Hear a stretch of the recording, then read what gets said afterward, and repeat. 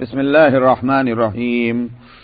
ألم تر كيف فعل ربك بأصحاب الفيل ألم يجعل كيدهم في تضليل وأرسل عليهم طيرا أبابيل ترميهم بحجارة من سجيل فجعلهم كعصف مأكول. صدق اللہ العظیم.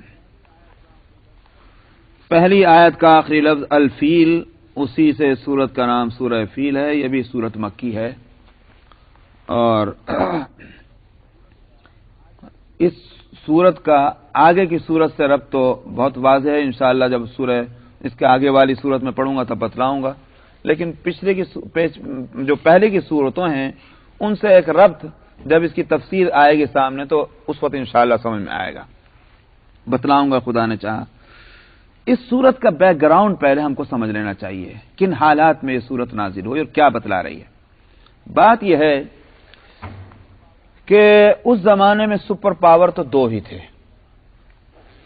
نزول قرآن کی ابتدا جب ہوئی ہے تو دو سپر پاور پر دنیا بٹی ہوئی تھی. میں اس کو بار بار بتا چکا ہوں. ایک مشرقی بلاک تھا جس کا مرکز تھا ایران فارس، اور دوسرا مغربی بلاک تھا ویسٹرن جس کا مرکز تھا روما. دو سپر پاور تھے. دنیا کو انہوں نے بانٹ رکھا تھا. بزنس، تجارت، بیوپار، دنیا کا مال اور دولت، جس طرح سے ابھی گزشتہ چند سال پہلے آدھی دنیا کے مالک ہم لوگ اس ملک کے والے بنے ہوئے تھے اور آدھی دنیا کے مالک رشیا بنا ہوا تھا. ٹھیک وہی صورت اس وقت تھی کہ یہ تجارت کے منافع، کہنے کو تجارت انڈیا میں ہو رہی، پاکستان میں ہو رہی، سعودی عرب میں ہو رہی، مگر اصل فائدہ کون لوگ اٹھا رہے ہیں، پالیسیاں کون لوگ بنا رہے ہیں، وہ آپ کے سامنے ہے. ٹھیک اس دنیا کے اندر اس وقت وہی صورت تھی. عرب کے لوگ جغرافیائی لحاظ سے ایسے موقع پر تھے کہ واقعہ تو یہ ہے کہ جو فائدے دوسرے لوگ اٹھا رہے تھے وہ فائدہ ان کو پہنچنا چاہیے تھا، اس لیے کہ دنیا جغرافیائی لحاظ سے دنیا کے سینٹر پر تھے. آج بھی سینٹر پر ہیں. سمجھ میں آیا؟ اسی واسطے سعودی عرب کو اور مکے کو علماء نے ناف ارض کہا ہے. یہ ناف جیسے انسان کی باڈی میں بالکل سینٹر میں ہوتی ہے، ٹھیک مکہ بھی اسی طرح سے آج بھی دیکھا جائے تو بالکل سینٹر میں. تو عرب کو اللہ سبحانہ و تعالیٰ نے جغرافیائی لحاظ سے وہ موقع عطا فرمایا تھا کہ اس کے لیے مشرق اور مغرب یکساں فاصلے تھے. مگر عرب میں وہ سسٹم کبھی قائم ہی نہیں ہوا کہ وہ اپنے آپ کو سنبھال سکیں اور تجارت کو آگے بڑھائیں اور اکنامکلی وہ اپنے آپ کو مضبوط کریں. یہ پہلے کبھی نہیں ہوا تھا. مگر ایک وقت آیا کہ عربوں کو سوجھی جبکہ قریش بنے. نضر ابن حارث نے نبی کریم صلی اللہ علیہ وسلم کے آباء و اجداد میں ایک نظر گزرے ہیں. نظر ابن یا اللہ نظر ایک آپ کے اوپر شجرہ میں آپ دیکھیں گے سیرت میں تو میرے خیال سے 5ویں 6ٹھی پشت پر نظر نام کے ایک صاحب آ رہے ہیں. وہاں سے یہ قریش کہلائے ہیں. تو ان کو یہ بات سوجھی ان کے بیٹوں کو کہ ہم کو یہ بزنس جو دوسروں کے ہاتھ میں ہے اس کو اپنے ہاتھ میں لینا چاہیے. یہ بات ان کو سوجھی تھی. انہوں نے کیا کیا کہ 4 بھائی تھے. 4 بھائیوں نے 2 نے تو یہ کہا کہ ہم جنوب کا حصہ لے لیتے ہیں، تم شمال کا حصہ لے لو. تو کچھ تو سیریا میں اور جا کر ٹرکی تک کے بزنس کیا کرتے تھے، کچھ یمن تک جایا کرتے تھے.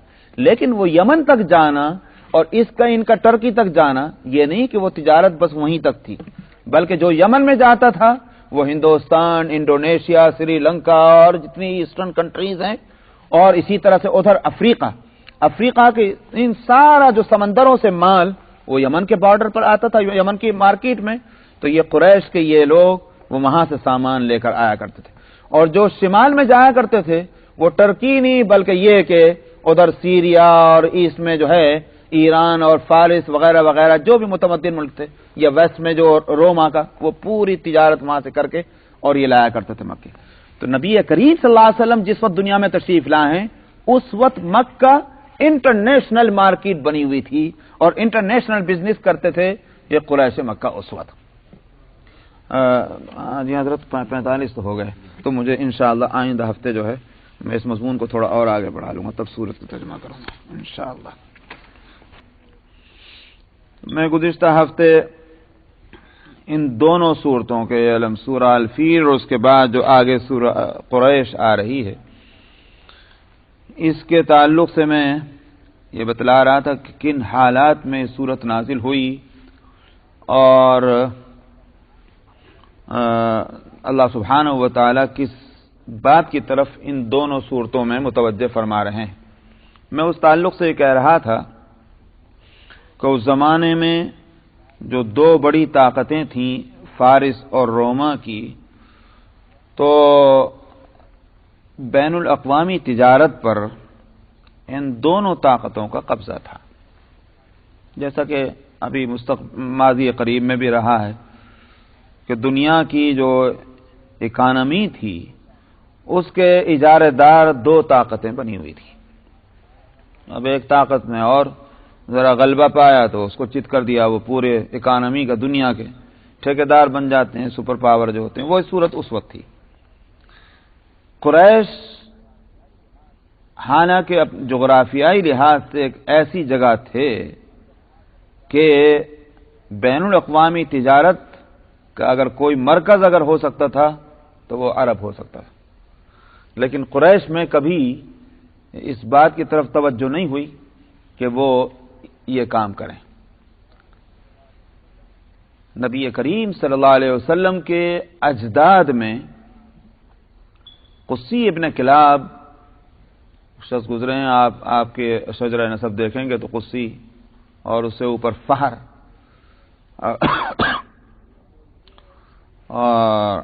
تو یہ نامی گرامی ہوئے ہیں قریش کے اندر۔ قصی ابن کلاب کے دو بیٹے تھے، ایک کا نام تھا عبد مناف اور دوسرے کا نام تھا عبد الدار۔ تو قصی ابن کلاب کو اس تعلق سے خیال ہوا کہ یہ بین الاقوامی تجارت اس کو ہمیں اپنے ہاتھ میں لینا چاہیے، اور انہوں نے اپنے دونوں بیٹوں کو، عبد مناف کو اور عبد الدار کو، ان دونوں کو اس کام پر لگایا۔ عبد الدار اتنے کامیاب نہ ہوئے جتنے عبد مناف، اور عبد مناف ہیں نبی کریم صلی اللہ علیہ وسلم کے اجداد میں۔ یہ کامیاب ہوئے، ان کا اثر و رسوخ نہ صرف یہ کہ قریش میں اور عرب میں بلکہ باہر بھی ان کا اثر و رسوخ تجارت کی راہ سے قائم ہوا۔ اس بات کو جب روما کی سپر پاور نے دیکھا کہ یہ عرب کے بادیہ نشین اپنے میدان سے نکل کر کے اب بین الاقوامی تجارت کی طرف بڑھ رہے ہیں، تو انہوں نے یہ جو سمندر ہے بحر قلزم، ریڈ سی جس کو کہتے ہیں، اس کو تو اپنے کنٹرول میں کر لیا کہ ادھر سے کوئی تجارت نہ ہو سکے، عرب اس سمندر کو اپنی تجارت کے لیے نہ استعمال کر سکے۔ اور سمندر اس زمانے میں ظاہر ہے کہ بہت بڑا ذریعہ تھا تجارت کا، آج بھی بہت بڑا ذریعہ، اس پر تو اپنا کنٹرول پورا کر لیا۔ لیکن پھر بھی ایک راستہ کھلا ہوا رہا اور جس کو قریش نے استعمال کیا، اور وہ راستہ تھا یمن سے لے کر کے اور سمندر کے کنارے کنارے جو ہے وہ اوپر فلسطین اور ترکی تک چلا جا رہا ہے، جس کو قرآن حکیم نے امام مبین کہا ہے، یعنی شاہراہ تھی، اس سے قافلے گزرا کرتے تھے۔ یہ راستہ ابھی تک رہا جس کو استعمال کیا جاتا رہا۔ عبد مناف کے 4 بیٹے ہوئے، ایک کا نام ہاشم ہے جو پردادا ہیں نبی کریم صلی اللہ علیہ وسلم کے، عبد المطلب آپ کے دادا ہیں، ان کے والد ہاشم۔ دوسرے ہیں عبد شمس، اور تیسرے ہیں نوفل، اور چوتھے ہیں مطلب۔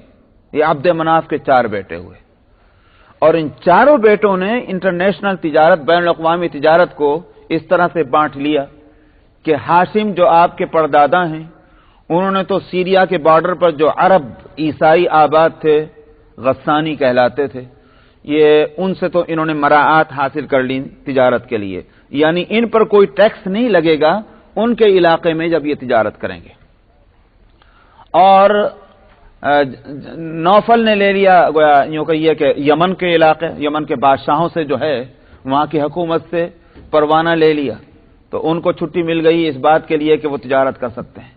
عبد شمس نے حبشہ سے لے لیا، حبشہ اس زمانے، آج تو یہ ایتھوپیا کوئی زیادہ نامی گرامی جگہ نہیں ہے، لیکن اس زمانے میں یہ ایتھوپیا جس کو حبش کہا جاتا تھا، اس زمانے میں اس کی بڑی پوزیشن تھی افریقہ کے اندر۔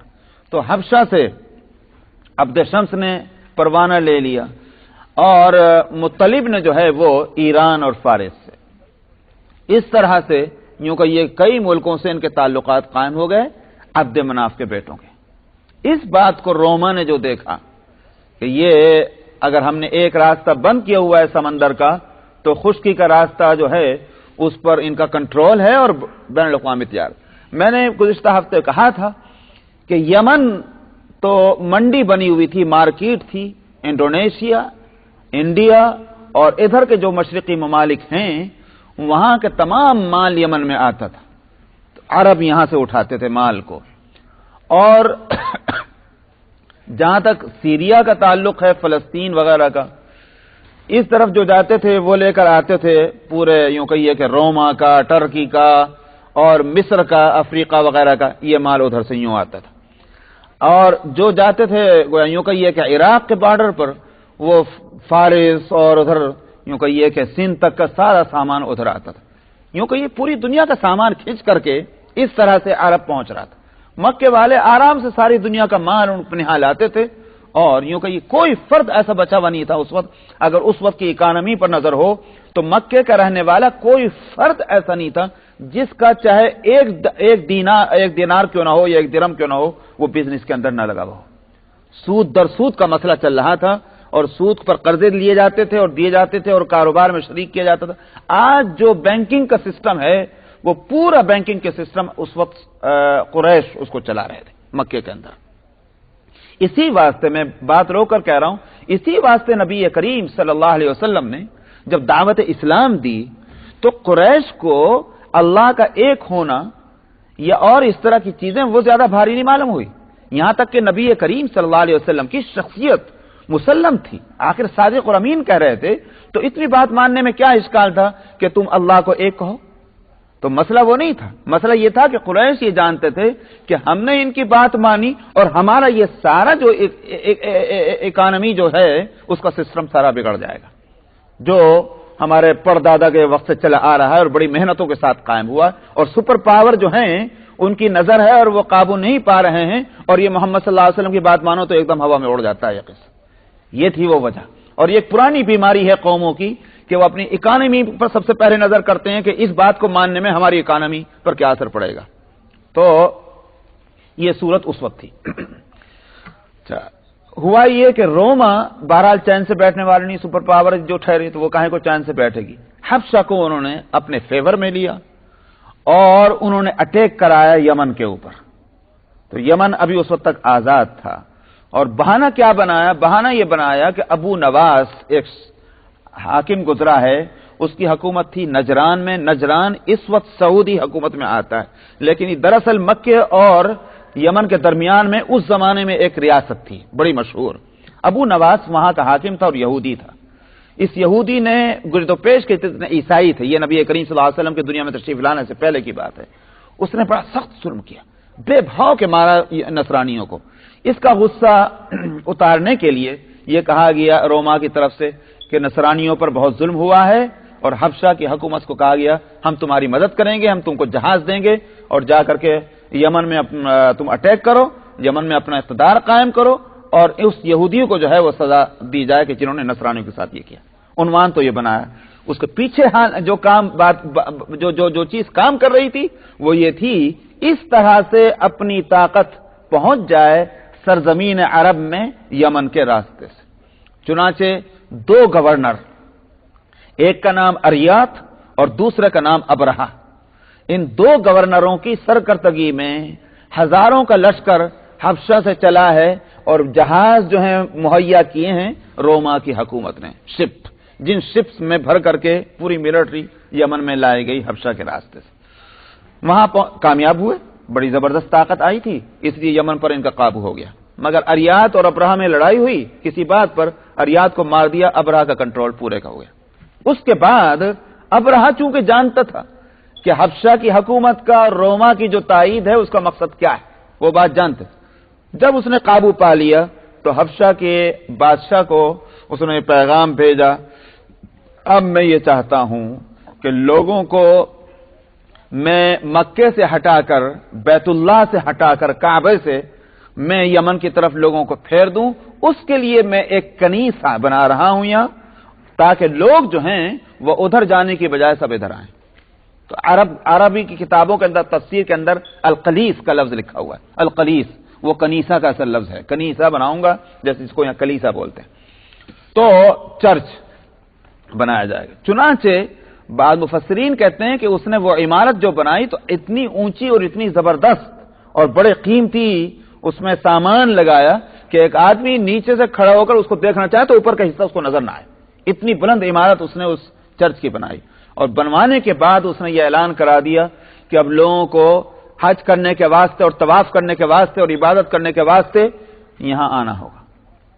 ظاہر ہے کہ قریش عرب وہ اس بات کو کہاں برداشت کر سکتے تھے، چاہے اس کو اکنامیکل معاملہ سمجھ لیجئے یا قومی معاملہ سمجھ لیجئے، قومی غیرت کا، یا اس کو مذہبی سمجھ لیجئے۔ قریش میں ہزار بیماریوں کے باوجود ایک بات ضرور تھی، وہ ابراہیم علیہ السلام سے ترکے میں چلے آ رہی تھی، اور وہ یہ کہ بیت اللہ کی عظمت وہ ان کے دل و جان کے اندر تھی، اس سے کوئی انکار نہیں کیا جا سکتا۔ تاریخ کے مختلف واقعات یہ بتلا رہے ہیں کہ شرک اور بت پرستی کے باوجود وہ کعبۃ اللہ کو اللہ کا گھر مانتے تھے اور اس کی عظمت کے قائل تھے۔ آپ کو یہ وہ واقعہ یاد ہی ہوگا کہ نبی کریم صلی اللہ علیہ وسلم کی جوانی میں، آپ کی عمر شریف 25 سال کی تھی، کعبۃ اللہ میں آگ لگ گئی اور اس کے وہ گویا عمارت ختم ہو گئی۔ اس کے تعمیر جدید کا مسئلہ جب آیا تو قریش نے یہ طے کیا اس میں حلال پیسہ لگنا ہے۔ تو آج جیسے اگر ہم لوگ سوچیں کہ سود کا انوالومنٹ بالکل نہ ہو، ایسا پیسہ چاہیے، کتنا مشکل ہوگا۔ تو قریش کی حالت تو آج سے زیادہ بدتر تھی۔ تو قریش نے فیصلہ یہ کیا حلال پیسے سے بیت اللہ کی تعمیر ہونی ہے۔ یہ فیصلہ اس زمانے میں کیا جا رہا ہے۔ سود کا جس میں کوئی دھبا نہ ہو وہ پیسہ چاہیے۔ اب وہ پیسہ جو اکٹھا کیا گیا تو وہ اتنا نہ ہوا کہ جس سے پورے کعبۃ اللہ کی اس نقشے کے مطابق تعمیر ہو سکے جس نقشے پر تھا کعبۃ اللہ ابراہیم علیہ السلام کے وقت سے۔ تو یہ ہوا چھوٹی کر لیں گے عمارت، یہ گوارا، حرام پیسہ نہیں لگائیں گے۔ تو یہ جو حتیم کا حصہ جو ابھی تک نکلا ہوا ہے وہ کعبے کے اندر تھا، اس کا کچھ حصہ قریش نے اس کو نکالا کیونکہ پیسہ اتنا نہیں تھا۔ تو یہ عظمت تھی ان کے دلوں میں بیت اللہ کی۔ انہوں نے جو یہ کہا، دیکھا اور سنا کہ یمن کے اندر ابرہہ نے یہ حرکت کی ہے تو ان کو بڑا غصہ آیا، اور ایک شخص غصے میں اتنا پاگل ہوا کہ جا کر کے بعض اقوال میں آتا ہے کہ وہاں آگ لگا دی اس نے، کوئی ایسی حرکت کی، اور بعض نے کہا کہ اس کو اندر سے گندا کر دیا جا کر کے۔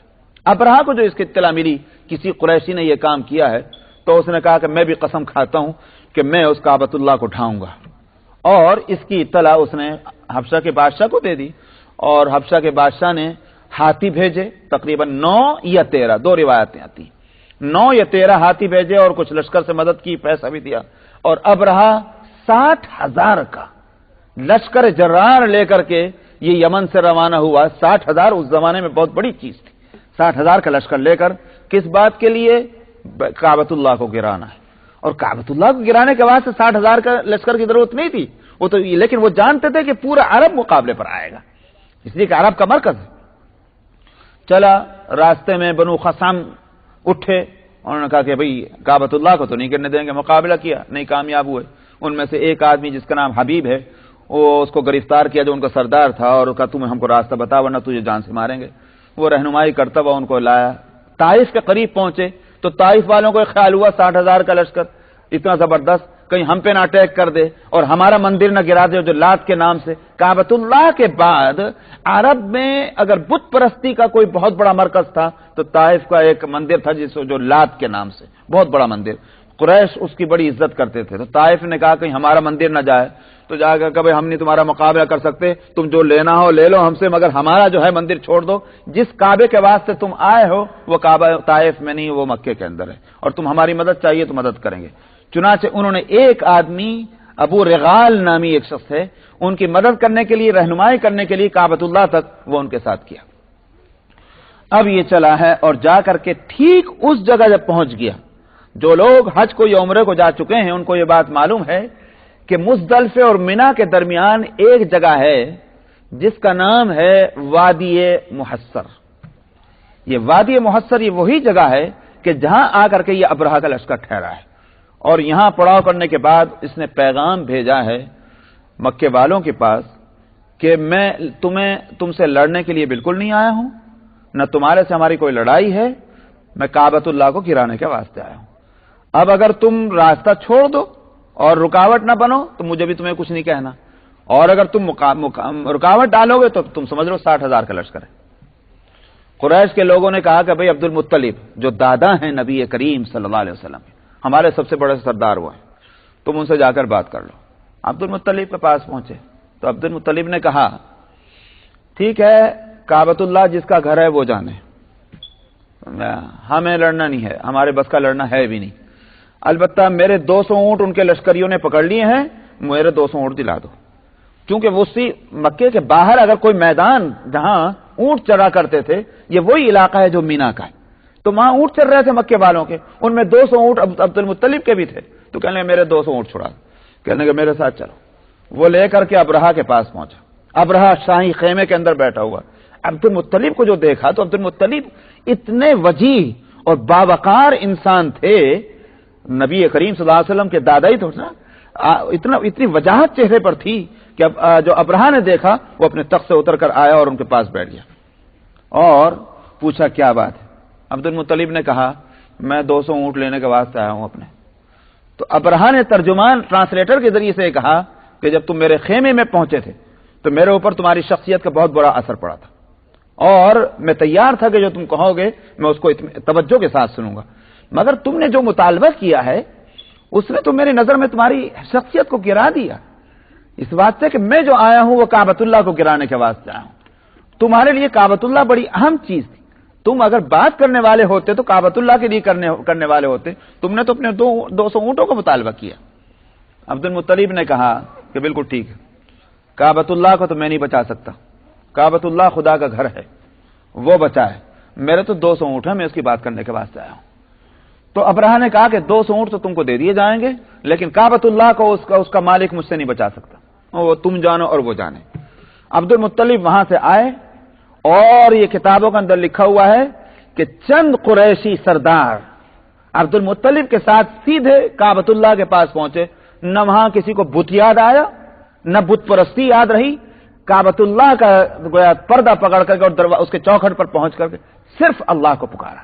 تمام قریشیوں نے، سارا شرک جو ہے وہ کافور ہو گیا، اور عبد المطلب نے ان سب کی لیڈری کرتے ہوئے اللہ سبحانہ و تعالیٰ سے دعائیں مانگی، وہ کتابوں کے اندر موجود ہیں کہ خداوندہ اب اس گھر کے بچانے کی ہم میں طاقت نہیں ہے، ہم نہیں اس کی حفاظت کر سکتے، ہم کمزور ہیں، ہماری تعداد بھی بہت کم ہے، یہ بہت بڑا فتنہ ہے، آپ اپنے گھر کو بچا سکتے ہیں۔ اور یہ دعائیں مانگ کر اس کے بعد عبد المطلب نے اعلان کر دیا کہ سارے مکے والے جو ہیں مکہ چھوڑ دیں، پہاڑوں پر چڑھ جائیں اور اپنی جانوں کی حفاظت کریں۔ سب لوگ باہر چلے گئے۔ اس کے بعد دوسرے دن صبح کو ابرہہ نے اب اٹیک کیا، اور اس کا وہ ہاتھی جو ابرہہ کا ہاتھی کہلاتا تھا، اس کا نام کتابوں میں محمود لکھا ہوا ہے، واللہ عالم کہاں سے یہ نام پڑا، محمود تمام کتابوں کے اندر اس کا نام محمود لکھا ہوا ہے۔ تو محمود بڑا ڈیل ڈال کا اور بڑا بے مثال ہاتھی تھا، جو حبشہ سے خاص طور پر محمود اس کے لیے ابرہہ کے لیے بھیجا گیا تھا، اس کو لیڈر بنا کر کے اس ہاتھی کو اور آگے بڑھایا، لیکن جہاں وہ بیٹھا ہوا، جہاں وہ تھا ہاتھی، اس سے 1 انچ آگے بڑھنے کو تیار نہیں ہوا۔ وہ آپ کبھی دیکھا ہوگا یا سنا ہوگا کہ وہ جو ہاتھی چلانے والا ہوتا ہے اس کے پاس ایک ہتھیار ہوتا ہے جو اس کے سر پر مارتا جاتا ہے، وہ اسے مار مار کر اس کو زخمی کر دیا، لیکن ایسا معلوم ہوتا سیسا پلایا ہوا ہے جیسے وہ ہٹنے کو تیار۔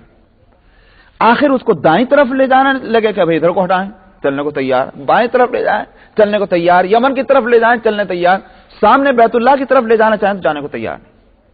ادھر تو یہ حرکت ہو رہی تھی، ادھر جو ہے ریڈ سی کی طرف سے ایک پرندوں کی ایک قطار اور غول کا غول جو ہے وہ لشکر پر اس طرح سے آیا کہ ابن عباس کی روایت میں یہ آتا ہے کہ ایسے پرندے جو ہیں، دیکھنے والے یہ کہتے ہیں کہ ایسے پرندے کبھی دیکھے ہی نہیں، وہ عرب کے تھے ہی نہیں وہ پرندے، کبوتر سے چھوٹے، اور ان کی چونچیں لال، اور ان کے پنجے بھی لال، اور ان کے پنجوں کے اندر ہر ایک پنجے کے اندر ایک کنکر، اور تیسری کنکر ان کی چونچ کے اندر، اور اس کنکر کی مقدار یہ لکھی ہے کہ وہ چنے سے چھوٹی اور مسور کا جو ثابت مسور ہوتی ہے اس سے بڑی. تو یہاں تک ہے کہ صحابہ اس کو روایت کرتے ہیں کہ میں نے وہ کنکریاں کچھ دن تک میرے پاس رہی بھی ہیں. وہ کنکریاں جو تھی وہ کنکر ان کے پرندوں کی چونچ میں اور پنجوں کے اندر وہ لا کر اس طرح سے ڈالتے تھے کہ جس کے اوپر پڑتا وہ زمین تک وہ کنکر جاتی اور جس پر پڑتا اس کے بدن پتہ نہیں گلنا شروع ہو جاتا تھا. اس کے اندر کھجلی ایسی شروع ہوتی تھی, ایسی خطرناک خارش کہ آدمی کو چین نہ آئے, کچھ اسی وقت مرے, کچھ وہاں سے بھاگے تو راستے میں مرے. محمود کے جو ہاتھی تھا اس کے فیل باند 2 ہیں. عائشہ رضی اللہ عنہا کی روایت یہ ہے کہ وہ اندھے ہو گئے تھے اور میں نے ان کو بھیک مانگتے ہوئے مکے کے اندر دیکھا. عائشہ کی روایت میں یہ لفظ آتے ہیں کہ یہ حالت اندھے ہو گئے اور ابو ابرہہ بھی وہاں سے چلا تو راستے میں اس کا بدن گلنا شروع ہوا اور یمن تک پورے طور پر نہیں پہنچ سکا کہ اس کی جان نکل گئی. تو یہ صورت ہوئی ہے اس لشکر کے ساتھ. یہاں اللہ سبحانہ و تعالی اس صورت کے اندر اور آگے کی صورت میں اسی واقعے اور قریش کو جو سہولت حاصل ہے اس کعبۃ اللہ کی وجہ سے کہ سب جگہ سے ٹیکس کی رعایت ملی ہوئی ہے اور ہر جگہ کے قافلے لوٹے جاتے ہیں مگر قریش کا قافلہ نہیں لوٹا جاتا تھا. اس کو تو لوگ دیکھ کر ہی چلے جایا کرتے تھے کہ بھئی یہ تو مقدس لوگوں کا قافلہ ہے, اس کو سہولت ملنی چاہیے. یہ اللہ سبحانہ و تعالیٰ کی طرف سے نعمت ہے, بیت اللہ کی برکت ہے. اس کا حوالہ دے کر ایک مطالبہ کیا گیا قریش سے. اب اس پوری تفصیل کے بعد اب پڑھیے. کیا آپ نے نہیں دیکھا کیسے کیا ہے آپ کے رب نے ہاتھی والوں کے ساتھ؟ یہ واقعہ نبی کریم صلی اللہ علیہ وسلم کی پیدائش سے 50 دن پہلے کا ہے. 50 دن پہلے کا جو یہ واقعہ ابرہہ کا پیش آیا. تو آپ نے نہیں دیکھا کا مطلب یہ ہے کہ آپ کو معلوم ہے, سبھی کو معلوم تھا. مکے والے کوئی 50 دن پہلے کی بات ہے, نبی کریم صلی اللہ علیہ وسلم کے انتقال سے پہلے, کتنے پیدا ہونے سے پہلے کتنے قریشی موجود ہیں اس صورت کے نازل ہونے کے وقت. اس لیے واقعے کی تفصیل بتلانے کی ضرورت نہیں, صرف واقعے کی طرف اشارہ کرنا ہے. دیکھا تم نے کیا ہوا تھا. اور اس وقت قریش سب کے سب یہ یقین رکھے ہوئے تھے کہ بیت اللہ کو بچانا کسی کا کام نہیں سوائے اللہ کے. سب کا یہ یقین تھا.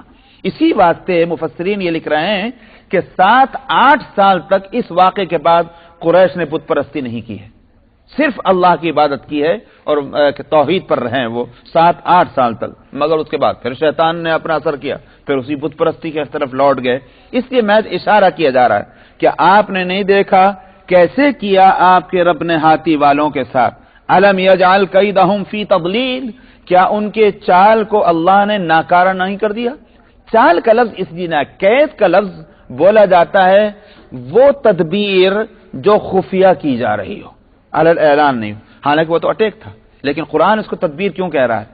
میں نے جو ساری تفصیل سنائی اس کی وجہ یہی تھی کہ اصل میں کہنے کو تو یہ تھا کہ وہ یمن کے اندر جو حکومت قائم کی تھی حبشہ نے, اس کا عنوان یہ اختیار کیا تھا کہ ذو نواس یہودی نے جو نصرانیوں کو ہلاک کیا اس کا بدلہ لینا ہے. لیکن اندر سے چال کیا تھی؟ عرب میں اپنے اقتدار قائم کر کے اور خشکی کے راستے جو انٹرنیشنل بزنس قریش کر رہے ہیں دراصل اس پر قابو پانا تھا. اس لیے قرآن اس کو قید کہہ رہا ہے. الم یجعل کیدہم فی تضلیل, کیا ان کی مکر اور چال کو اللہ نے ناکارہ نہیں کیا. وارسل علیہم طیرا ابابیل, اور ان کے اوپر پرندوں کے غول بھیجے. وہ ترمیہم بحجارۃ من سجیل, جو ان پر پکی ہوئی مٹی کی کنکریاں جنہوں نے ماری تھی. تو ان کا رنگ بھی یہ بتاتے ہیں کہ وہ سیاہی مائل ایک لال بڑے گہرے, جس کو عنابی رنگ کہیے, بلکہ عنابی سے بھی زیادہ ڈارک رنگ وہ تھا ان کنکریوں کا. تو مٹی بھی جیسی وہ پکی اینٹیں ہوتی ہیں اور زیادہ پکا لی جائیں تو جو رنگ ان کا تھا وہ رنگ ان کنکریوں کا تھا. اس لیے بحجارۃ من سجیل. سجیل کے بارے میں ابن عباس رضی اللہ عنہما کا فرمانا یہ ہے کہ یہ فارسی کا لفظ سنگل جو ہے یہ اس کا سجیل بنا. سنگل کا مطلب کیا ہوا؟ مٹی جو پکا لی جائے اس سے جو ڈھیلا اور پتھر تیار کیا جائے اس کو سنگل کہتے ہیں. تو وہ سجیل عرب میں اسی کو. فجعلہم کعصف ماکول, سو اللہ نے ان سارے لشکر کو کیسا کر دیا؟ جیسا بھوسا چبایا ہوا ہوتا ہے کہ گائے اور بھینس گھاس کھانے کے بعد جب وہ چباتی ہے اور چبانے کے بعد اس کے ریشے ایک دوسرے کے اندر گڈمڈ ہو جاتے ہیں, کسی کام کے نہیں رہتے پھر وہ. تو یہ حالت ہو گئی اس لشکر کی کہ وہ کسی کام کا نہ رہے، گل گل کر کے اور خارج زدہ ہو کر سب مر گئے، ناکارہ ہو گئے.